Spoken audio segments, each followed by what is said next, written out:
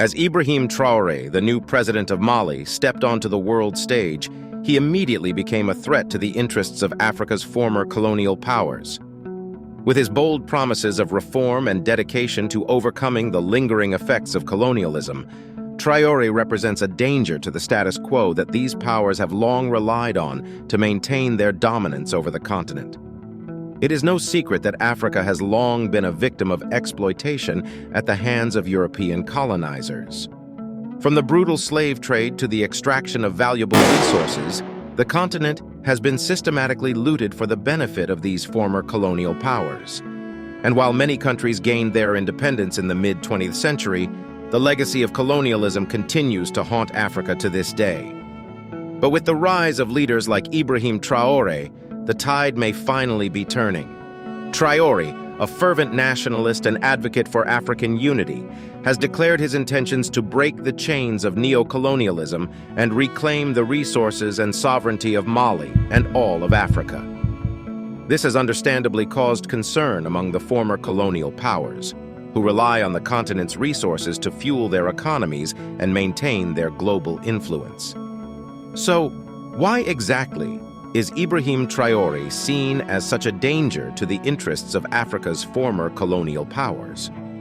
The answer lies in his unapologetic stance against neo-colonialism and his determination to put an end to the exploitation of Africa's wealth. First and foremost, Traore's rejection of neo-colonialism poses a direct threat to the economic interests of these powers. Neo-colonialism, in its simplest terms, refers to the continuing economic and political control exerted by former colonial powers over their former colonies. It is a system that has allowed these powers to maintain control over Africa's vast resources, including oil, gold, and diamonds, while denying the local population access to the benefits of these resources.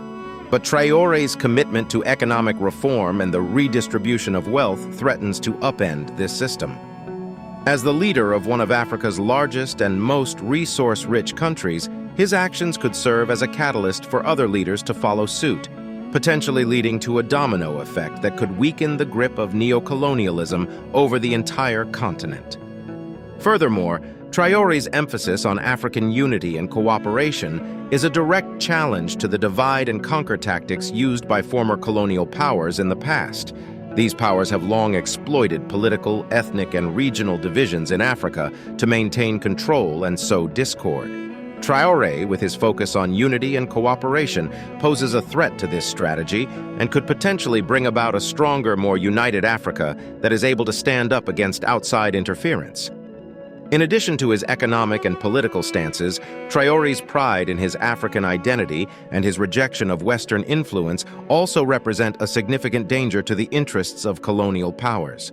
For far too long, Africa has been portrayed as a continent in need of saving by the West, perpetuating a narrative of inferiority and dependence.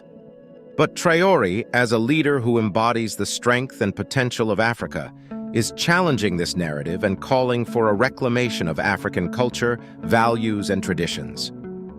His bold statements and actions have already caught the attention of the West, with some accusing him of being anti-Western and a potential threat to stability in the region.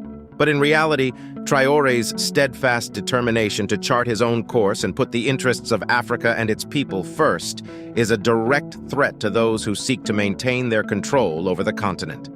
Ibrahim Traore's rise to power in Mali has sent shockwaves through the halls of former colonial powers. His commitment to economic reform, African unity, and cultural pride pose a direct threat to their continued exploitation of the continent and its people. As other African leaders begin to follow in his footsteps, it is clear that the era of colonial domination in Africa may finally be coming to an end. And with leaders like Traore at the forefront, there is hope for a future of genuine independence, prosperity, and self-determination for the people of Africa.